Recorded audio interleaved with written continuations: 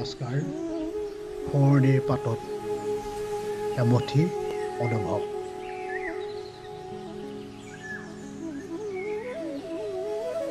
কবিতাৰ শিৰোনাম এজন বন্ধুৰ উক্তি। কবি হীৰেণ ভট্টাচাৰ্য। পাঠ কৰিছোঁ সঞ্জীৱ বৰুৱাই। অথনিয়েই অলপ ফটিকা খাইছিলোঁ। তাৰ লাগি এতিয়াও আছে। হয়তো এইদৰে গোটেই ৰাতিটো যাবগৈ।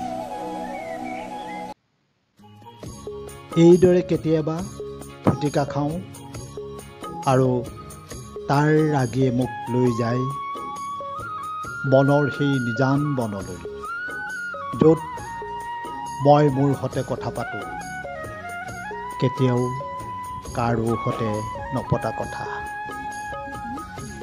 কেতিয়াও কাৰো সতে নপতা কথা।